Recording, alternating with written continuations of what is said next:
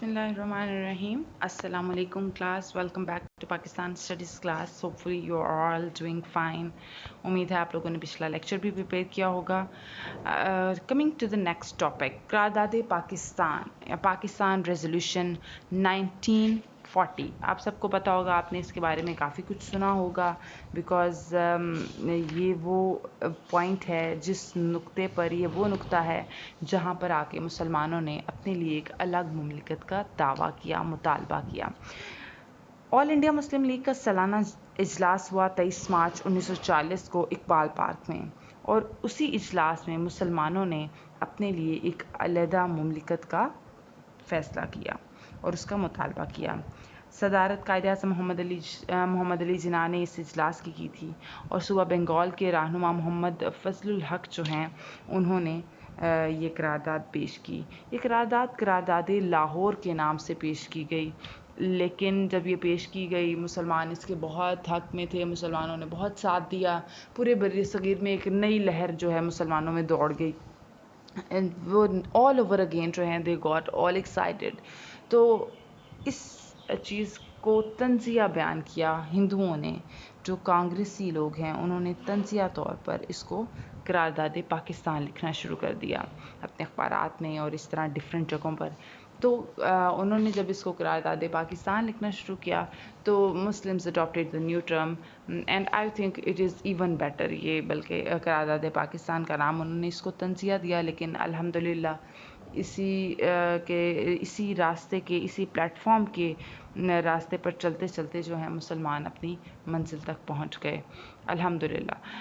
अच्छा जी, इसका पस मंज़र थोड़ा सा आपको बता दूं. 1857 की जंग आज़ादी के बारे में हमने बात की, कैसे वो नाकाम हुई, किस तरह से 1857 वॉर ऑफ इंडिपेंडेंस किस तरह से वो नाकाम हो गई, किस तरह से लोगों ने फ़ेस किया, मुसलमानों ने अंग्रेज़ों का गुस्सा, हिंदुओं की चालाकियाँ. उसके नतीजे में बहुत सारी चीज़ें मुसलमानों ने फ़ेस की, जिसमें फ़िरका वाराना फ़सादात जो हैं वो नंबर 1 पे आ जाते हैं. बहुत सारी हज़ारों जानें हर साल इन फ़सादात की नज़र हो जाती थी. ऐसा क्यों होता था? जो हिंदू शिद्दत पसंद थे, वो बड़ी मुनज़्ज़म तंजीमों में वो क्या करते थे, जाके मुसलमानों का क़त्लेआम करते थे, औरतों की इस्मत दरी करते थे, उनकी इज़्ज़त लूटना, rapping and murdering people. That was very common among everyone, among every group of Hindus. ठीक है, तो वो बहुत एक्सट्रीमिस्ट किस्म के लोग थे. माशरती हालात भी अच्छे नहीं थे, मुसलमानों को हर तरह से वो कमज़ोर करना चाहते थे. वहाँ पर आप कह सकते हैं सेक्टरियनिज़म बड़ा कॉमन एक था. अभी भी हिंदूज़ में जो है उनके ग्रुप्स बने हुए हैं कि जी ये ब्राह्मण्स हैं, ये शूदर्स हैं, तो उसमें ज़ात पात का बहुत फ़र्क है उनके रिलीजन में. और मुसलमान तो वैसे भी मिनॉरिटी में थे, और जैसे हम पहले भी पढ़ चुके हैं कि हिंदुइज़म और इस्लाम जो हैं, ये एक दूसरे की ज़िद हैं, बिल्कुल कम्प्लीटली काउंटर हैं, एक दूसरे के बिल्कुल मुतज़ाद हैं. जैसे अगर हम बात करते हैं, कुछ मज़ाहिब ऐसे हैं जिनके अंदर कॉमन चीज़ें हैं. आसमानी मज़ाहिब हैं, क्रिश्चियनिटी है लेट्स सपोज, तो उसमें क्या है कि बहुत सारी कॉमन चीज़ें हैं. ठीक है, ये आसमानी मज़ाहिब हैं. लेकिन हिंदुइज़म जो एक्चुअल में कुफ्र की जो टर्म है वो जनरेट होती है उसमें, तो वहाँ पर कम्प्लीटली ज़िद है ये दोनों मज़ाहिब एक दूसरे की. तो माशरती तौर पर मुसलमानों को कमज़ोर करने की हर मुमकिन कोशिश की गई, उनकी सकाफ़त को मिटाने की कोशिश की गई. जैसे उर्दू हिंदी तनाज़ा एक बात पे शुरू हो गया कि जी उर्दू को हम दफ्तरी ज़ुबान नहीं बनने देंगे या कौमी ज़ुबान नहीं बनने देंगे. इस बात पे बहुत हंगामे हुए, बहुत ज़्यादा फ़सादात हुए. दो कौमी नज़रिया वाला कॉन्सेप्ट उनको बिल्कुल पसंद नहीं आया था. और मुसलमान तो डेफ़िनेटली इस बात पे बिलीव करते हैं कि वो हर लिहाज से एक अलग कौम है. उनका एक अपना कंप्लीट कल्चर है, उनकी अपनी एक लैंग्वेज है, उनकी अपनी रस्म व रवाज हैं. मतलब उनको किसी भी कोई चीज़, इस्लाम is that complete a religion, वो इतना मुकम्मल मज़हब है कि उसमें आपको किसी दूसरे मज़हब से या किसी दूसरी सकाफ़त से, किसी दूसरे कल्चर से कुछ भी बोरो नहीं करना पड़ता. ठीक है, आपको कुछ भी नहीं चाहिए वहाँ से. अगर आपको कोई भी मसला है, आप जुडिशरी देख लें, अदलिया देख लें, आप सोशल सिस्टम देख लें, आप इकोनॉमिक सिस्टम देख लें, یہ ساری چیزیں آپ کو آپ کے مذہب میں ملیں گی، اسلام میں ملیں گی، ٹھیک ہے؟ تو آپ کو کچھ بھی کسی دوسرے مذہب سے بورو کرنے کی ضرورت ہی نہیں ہے۔ کانگریسی وزارتیں آپ کہہ سکتے ہیں کہ یہ اس تابوت میں آخری کیل ٹھونکی تھی، کیونکہ 1937 میں وزارتیں جب سے انگریز آئے تھے صدیوں بعد یہ ایک پہلا الیکشن ہوا تھا 1937 میں، جس کو مسلمانوں نے بائیک آؤٹ کر دیا تھا۔ 1937 سے لے کے 1939 تک، 1937 ٹو 1939 تک کانگریسی وزارتیں جو ہیں وہ قائم رہیں، اور اس دوران ہندوؤں نے مسلمانوں کے ہر حق کو پامال کیا، ہر حق کو پامال کیا، ہر طرح سے ان کو دبانے کی کوشش کی گئی، کوئی بھی حق ان کو نہیں دیا گیا، ٹھیک ہے؟ اور مسلمان یہ بات جانتے تھے کہ یہاں پر ہندوستان، برصغیر ہندوستان میں اکثریت ہندوؤں کی ہے، اور اگر جمہوری نظام قائم ہوتا ہے تو جس جماعت کی اکثریت ہوتی ہے وہی رولنگ پارٹی ہوتی ہے، اسی کی اتھارٹی ہوتی ہے، ٹھیک ہے؟ جمہوری نظام کا سسٹم ایسا ہے، ڈیموکریسی کا۔ یہ تھا بیک گراؤنڈ، یہ پس منظر تھا۔ علامہ اقبال نے بھی 1930 میں خطبہ الہ آباد میں بڑے صاف الفاظ میں کہہ دیا تھا کہ مسلمانوں کے لیے دو قومی نظریہ کو مد نظر رکھتے ہوئے مسلمانوں کے لیے شمال مغربی جو ہندوستان ہے وہاں پر ایک جداگانہ مسلم مملکت قائم ہونی چاہیے۔ 1933 میں چودھری رحمت علی نے نو اور نیور میں ایک پمفلٹ تھا، اب نہیں تو پھر کبھی نہیں میں، یہ بات انہوں نے بھی واضح الفاظ میں لکھی تھی کہ برصغیر ہندوستان جو ہے اس کا حل واحد یہی ہے کہ وہاں پر ایک سے زیادہ مملکتیں قائم ہوں، یعنی اگر انگریز چاہتے ہیں برصغیر ہندوستان کو آزاد کیا جاتا ہے تو اس کا حل یہ نہیں ہے کہ اس کو ایک متحد ہندوستان کی شکل میں واپس چھوڑ دیا جائے، بلکہ وہاں پر مسلمانوں کے لیے ایک الگ مملکت قائم ہونی چاہیے۔ قائد اعظم نے سید حسن ریاض مصنف ہیں، پاکستان ناگزیر تھا کے رائٹر ہیں، ان کو انٹرویو دیتے ہوئے کہا 1930 میں ہی انہوں نے کہا کہ میں 1930 میں ہی علیحدہ مسلم مملکت کے قیام کی جدوجہد کا فیصلہ کر چکا تھا، ٹھیک ہے؟ تو it was his decision. Allama Iqbal Azam we know that کہ وہ they are the root reasons, they are the ground reasons, یہ وہ ستون ہیں جن پر ہم نے پاکستان کا سائبان جو ہے وہ قائم کیا۔ خطبہ صدارت میں قائد اعظم نے کیا کہا، ان کے کیا الفاظ تھے؟ انہوں نے مسلمانوں کے لیے اس خطبے میں اس اجلاس کی صدارت کرتے ہوئے مسلمانوں کی جدوجہد کے لیے ایک ڈائریکشن دے دی، ایک سمت کا تعین کر دیا۔ مطلب مسلمان ہمیشہ سے ہی کوشش کرتے آ رہے تھے، they had always been working very hard, trying very hard for their basic rights, for their culture, for their religion، وہ ان ساری چیزوں کو محفوظ کرنے کے لیے دن رات کوشش کر رہے تھے مسلمان، لیکن ایک سمت کا تعین کر دیا گیا۔ اب ان کی ساری کوششیں اس ایک بات پر مرکوز تھیں کہ ہمیں پاکستان حاصل کرنا ہے۔ انہوں نے یہ بات واضح طور پر دوبارہ سے قائد اعظم نے کہی کہ مسلمان جو ہیں اور ہندو ہیں یہ بالکل الگ قومیں ہیں، ان کا اپنا کلچرل سسٹم ہے، ان کی اپنی ٹریڈیشنز ہیں، ان کا اپنا ریلیجن ہے جو کہ بالکل ایک دوسرے سے مختلف ہے، ٹھیک ہے؟ تو یہ بات انہوں نے کلیئر کی۔ اس کے علاوہ یہ بات کلیئر کی کہ برصغیر جو ہے وہ ایک ملک نہیں ہے، ٹھیک ہے؟ وہاں پر ہندو مسلم تنازع جو ہے وہ فرقہ وارانہ نہیں ہے، وہ فرقہ واریت نہیں ہے، وہ ایک قوم کا مسئلہ ہے، اور یہ بین الاقوامی ایک ایشو بن گیا تھا، پوری دنیا کے لیے ایک مسئلہ تھا۔ برصغیر ہندوستان میں انگریز کیونکہ سالوں سے حکومت کرتے آ رہے تھے، they had to resolve this problem، ٹھیک ہے؟ تو یہ جو ہے اس کے سامنے پیش کیا گیا۔ جو اہم نکات تھے یہاں پر اگر آپ دیکھیں، میں نے امپورٹنٹ پوائنٹس اس کے انڈر لائن کیے ہوئے ہیں، یو کین ریڈ دیم۔ شمال مغرب اور مشرق میں مسلم اکثریت والے علاقوں میں آزاد مسلم مملکتیں قائم کی جائیں، ٹھیک ہے؟ جو ابھی بنگال بھی ہے، شروع میں ویسٹ پاکستان، ایسٹ پاکستان کے نام سے جانا جاتا تھا، مشرقی پاکستان، وہ ایریا اور جو اب پاکستان کا حصہ ہے، ان علاقوں میں کیونکہ مسلم اکثریت تھی تو مسلم اکثریت کی وجہ سے ان کا یہ کہنا تھا کہ ان علاقوں میں مسلم مملکتیں قائم کی جائیں، ٹھیک ہے؟ برصغیر کے لیے تقسیم کے علاوہ کوئی دوسری اسکیم منظور نہیں کی جائے گی، کہ کوئی بھی ایک ایسا پوائنٹ ہم ایکسیپٹ نہیں کریں گے کسی بھی پوائنٹ پر نہیں آئیں گے سوائے اس بات کے کہ مسلمانوں کو ایک الگ مملکت دی جائے. ٹھیک ہے, اس پوائنٹ پہ جو ہے Quaid Azam was very confident about this point. تقسیم ہو جاتی ہے تو ہندو اکثریتی علاقوں میں مسلم اقلیت کے حقوق کے تحفظ کا مناسب بندوبست کیا جائے. ٹھیک ہے, جو اکثریتی علاقے ہیں, ابھی ہمیں بھی پتہ ہے ہمارا پاکستان کا سسٹم ایسا ہے, ہمارے ریلیجن کی جو ریفارمس ہیں, جو ہمارے بلیفس ہیں, وہی ایسے ہیں کہ ہم اقلیتوں کے تحفظ کی بات کرتے ہیں, ان کو ہر لحاظ سے محفوظ کرنا, ان کو بیسک رائٹس پرووائڈ کرنا. لیکن ہندوستان میں ایسا کچھ بھی نہیں تھا. تو مسلمان and especially Quaid Azam was very careful about it کہ اگر تقسیم ہو جاتی ہے جب, تو جو ہندو اکثریت کے علاقے ہیں وہاں پر مسلم اقلیتوں کے تحفظ کا, حقوق کا تحفظ کیا جائے. قرارداد کا رد عمل کیا ہوا؟ رد عمل ایز یوزول ہندوؤں کی طرف سے بہت نیگیٹو آیا. انہوں نے کمپلیٹلی اس چیز کو جو ہے وہ رد کر دیا, اور اس کے بعد الگ جو ہندو پریس ہے, ہندو قائدین ہیں, انہوں نے الگ الگ جگہ پر اس قرارداد کو نامنظور کر دیا. اور اسی نامنظوری کے دوران تنزیہ انہوں نے قرارداد لاہور کو قرارداد پاکستان کا نام دے دیا, جس کو بعد میں مسلمز اڈاپٹیڈ. مولانا شبیر احمد عثمانی, مولانا اشرف علی تھانوی رحمۃ اللہ علیہ, اور مولانا ظفر احمد انصاری رحمۃ اللہ علیہ, یہ وہ علماء تھے جنہوں نے اس قرارداد کا بھرپور ساتھ دیا.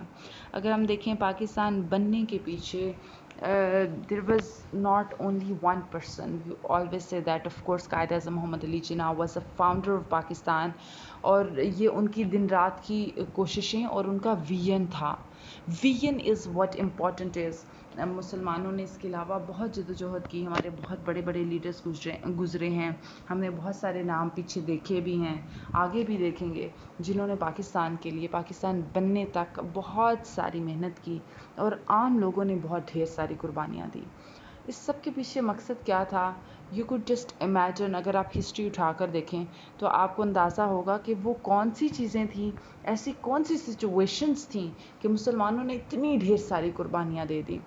اتنی ڈھیر ساری قربانیاں دینے تک وہ اس وقت آئے, یہ اس مقام پر ان کو کون سی چیزیں لے کر آئیں؟ یہ وہ چیزیں تھیں کہ دن رات جو ہے مسلمانوں کا قتل عام ہوتا تھا. وہاں پر جانور اور انسان کی تقسیم ہی, تفریق ہی ختم کر دی تھی ہندوؤں نے. اتنا برا ٹریٹمنٹ جانوروں کے ساتھ بھی نہیں کیا جاتا جتنا مسلمانوں کے ساتھ کیا جاتا تھا. They had faced lot of trouble. تو اس کے بعد جو ہے پاکستان بنا, اور this is a blessing for you people, for us. یہ بہت بڑی نعمت ہے, ہمیں اندازہ ہی نہیں ہے. آج بھی آپ دنیا میں دیکھیں جہاں پر بھی مسلمان منورٹی میں ہیں, وہ کس چیز کا شکار ہو رہے ہیں. آپ نے میانمار کا ایشو دیکھا ہوگا, برما کی کہانی سنی ہوگی, آپ نے سیریا کی کہانی سنی ہوگی, آپ نے پیلسٹائن کی کہانی سنی ہوگی, آپ نے, یہ بہت دردناک داستانیں ہیں. اور بہت ساری داستانیں تو آج کے دور میں ایسی ہیں کہ اپنا ملک ہے, مسلمان اکثریت میں ہیں, لیکن پھر بھی وہ کفار کا یا غیر مسلموں کا یا ادر اسٹیٹس کا جو ہے وہ ٹارچر برداشت کر رہے ہیں. So this is too tough. That's why I say this is a blessing. یہ پاکستان کسی نعمت سے, کسی رحمت سے کم نہیں ہے. اور I would say کہ یہ آپ کے پاس ایک امانت بھی ہے. اس امانت کی حفاظت کرنا آپ کی اور ہماری, ہم سب کی ذمہ داری ہے. اب اس کو سب لوگ کہتے ہیں کہ اپنے ملک کو اپنا گھر سمجھیں نہیں, یہ آپ کا گھر ہے, اور ہر انسان پر کچھ اپنے گھر سے متعلق اس کی کچھ ڈیوٹیز ہوتی ہیں, اپنی ڈیوٹیز کو پورا کریں. نیکسٹ ٹاپک ہے جی ہمارا کرپس مشن. کرپس مشن کے بارے میں دیکھتے ہیں کہ کرپس مشن کیا تھا.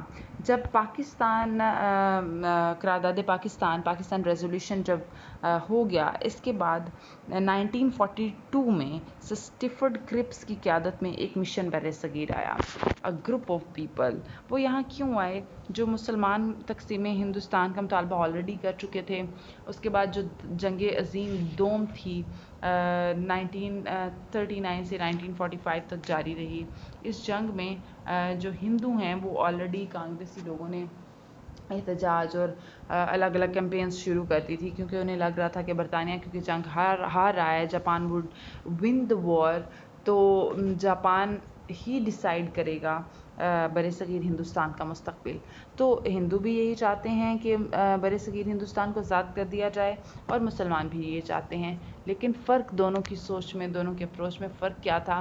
وہ فرق یہ تھا, مسلمان چاہتے تھے کہ یہاں پر مسلمانوں کو ایک آزاد مملکت پرووائڈ کی جائے, جبکہ ہندو چاہتے تھے کہ وہ پورے ہندوستان کو رول کریں. اور definitely Muslim were very scared about it. مسلمان اس بات کے بارے میں 100% شور تھے کہ اگر برصغیر ہندوستان جو ہے وہ ہندوؤں کے حوالے کر دیا جاتا ہے تو مسلمانوں کی جو تکلیفیں اتنے سالوں سے چلی آ رہی تھیں وہ کم ہونے کی بجائے بڑھ جائیں گی. کرپس مشن کی تجاویز کیا تھی؟ ٹھیک ہے, وہ ایک آپ کہہ سکتے ہیں that was a group of people.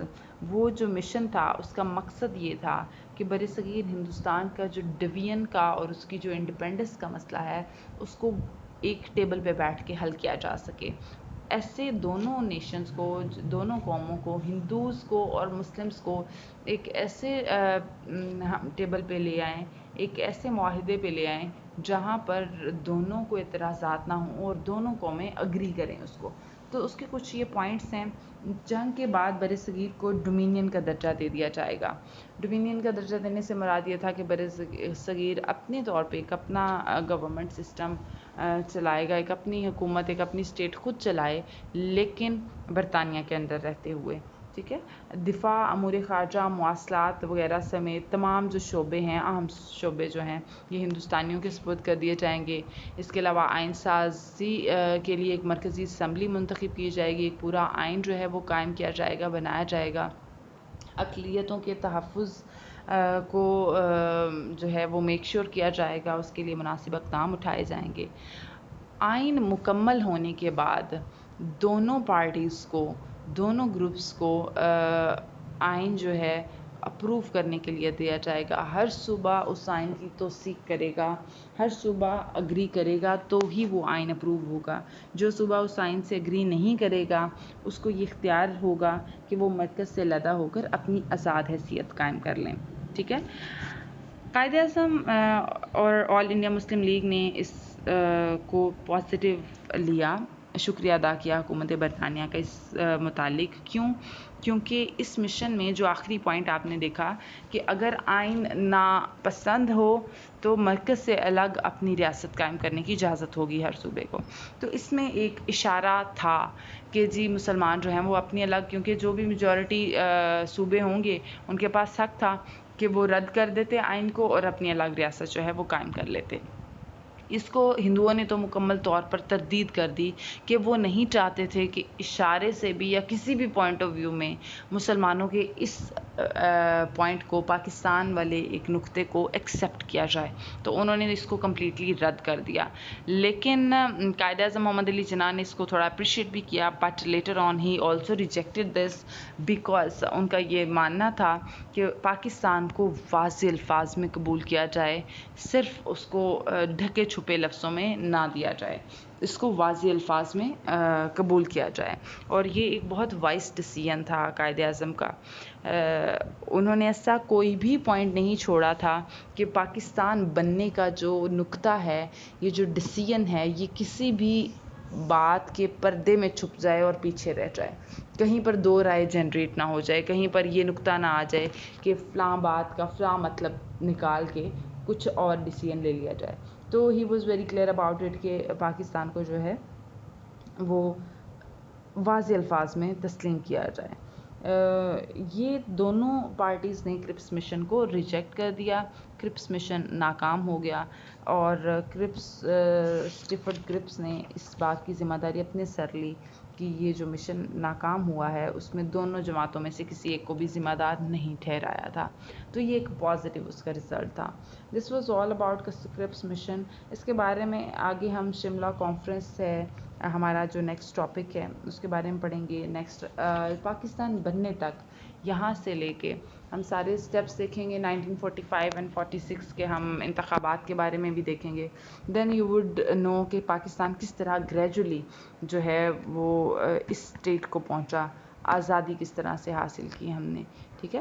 1940 سے لے کے 1947 تک کی ایفرٹس جو ہیں وہ آگے ہم اس چیپٹر میں پڑھیں گے. ٹیک care of your self. Important points میں نے انڈر لائن کر دیے ہیں, ان کو اچھے سے پڑھیں, ان کو یاد کریں اور یاد رکھیں. Okay, that is very important. اس کو انٹرسٹ لے کے پڑھیں. ایک چیز ہے, میں نے کچھ اسٹوڈنٹس میں, بلکہ میجورٹی آف دا اسٹوڈنٹس, وہ ایک تو پاکستان اسٹڈیز کو سیریسلی نہیں لیتے ہیں, اور کچھ بچوں کو یہ بورنگ لگتا ہے. Let me tell you very clearly, Pakistan studies is very very important for all of you. یہ وہ مضمون ہے جو آپ سب لوگوں کو, آپ سب اسٹوڈنٹس کے لیے ایک روٹ ہے. یہ آپ کو یہ بتاتا ہے کہ آپ کون ہیں, آپ کا بیک گراؤنڈ کیا ہے, آپ کی ہسٹری کیا ہے, آپ کہاں سے بلانگ کرتے ہیں, اور اس کے نتیجے میں آپ کو کیا کرنا چاہیے. ٹھیک ہے, تو یہ آپ کو اویئرنیس دیتا ہے, یہ آپ کو بتاتا ہے ہو آر یو. ٹھیک ہے, تو اس کو سیریسلی انٹرسٹ لے کے پڑھیں. It is very sensitive subject to me. جب آپ اسپیشلی پاکستان موومنٹ کے بارے میں پڑھتے ہیں تو یو نو کہ پاکستانیز اور مسلمس کتنے زیادہ مسائل سے گزرے, کس طرح سے. میں آپ کو انشاءاللہ اس کی ایک ڈاکیومنٹری بھی پاکستان موومنٹ کی دکھاؤں گی.